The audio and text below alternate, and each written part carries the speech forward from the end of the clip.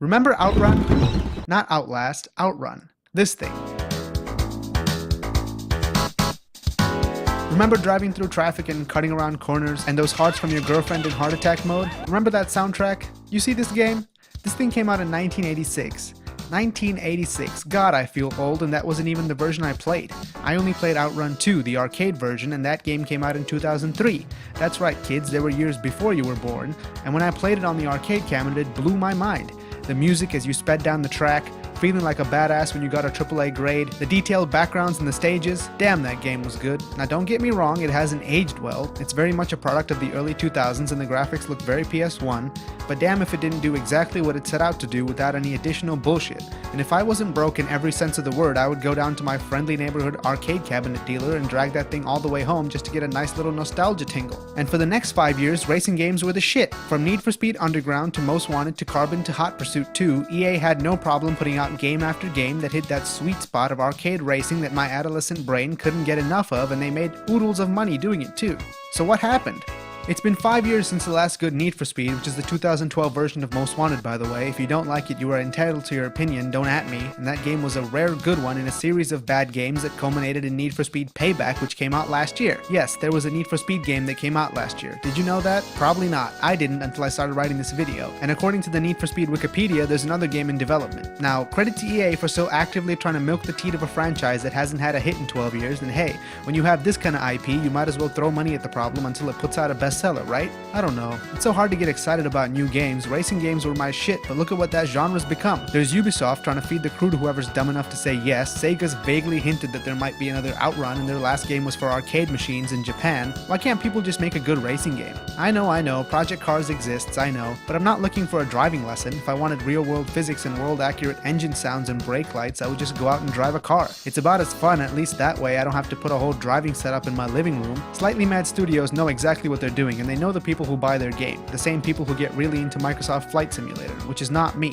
Maybe the arcade racing game has gone the way of the arena shooter, where every project that tries to revive the genre is doomed to failure by some curse of the market. Rest in peace Reflex Arena, by the way, and even id Software and Bethesda, with their amazing record of past games and a pretty sizable marketing budget, can't get the public to go back and accept a genre that has fallen completely out of fashion. Maybe everyone just collectively decided that it's not cool to play arcade racing games anymore. I didn't get that memo.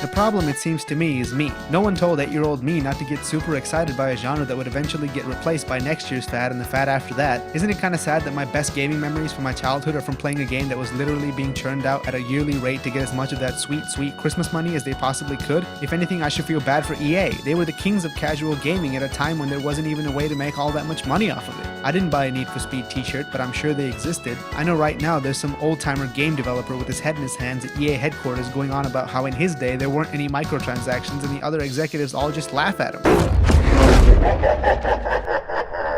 And they're probably right. Games are expensive. As poorly as Payback did, that game probably cost between $50 to $100 million to make, given that it took Ghost Games more than 2 years to put it together. Maybe there just isn't any room in the gaming industry for a game that lets you drive cars around a track, breaking the laws of physics and listening to a sick soundtrack without also throwing in enough loot boxes, QTEs, and mind-bogglingly stupid in hindsight system choices to make you want to throw up. And that was after EA got a fire lit under their ass when Playground Games and Microsoft put out a new Forza Horizon. Even with the threat of no longer being the king of racing games like they were in the 2000s hanging over their head, this is the best they could come up with. What happened to Burnout? That game used to be good. Burnout Dominator on the PSP was my shit. Oh, they're making a remaster of Burnout Paradise. Oh, it's only on PS4 and Xbox, and it's made by Criterion. Didn't they make a game called Star Wars Battlefront 2? Rest in peace, I guess, and we're not gonna get a PC version of that anytime soon. Time to go kill myself. I don't know.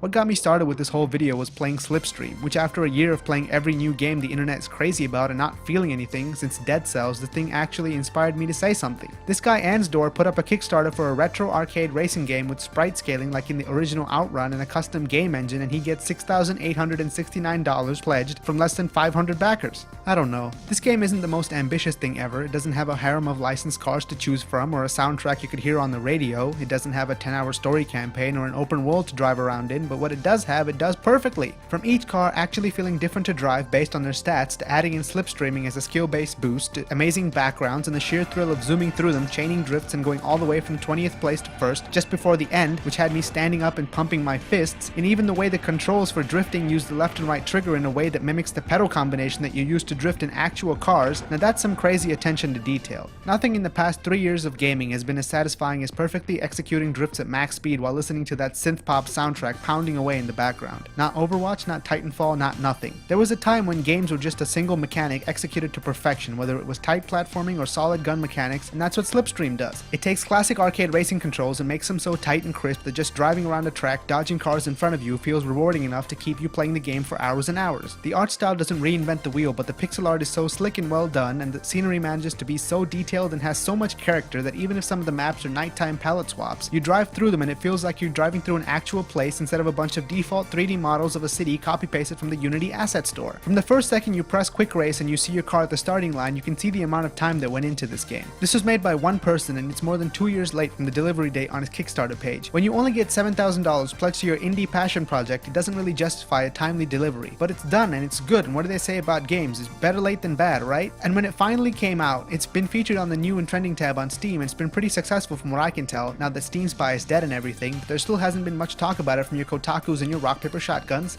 I don't know. If the reward for actually caring about your game and writing a whole engine and making a soundtrack on a $7,000 budget is mediocre success, then maybe passion is pointless and we should all just make a new Summer Match 3 game. Those games sell more anyway. Whatever. Buy this game if you like it. It's good. Most fun I've had in a game since Cuphead kicked my ass. Subscribe. Bye.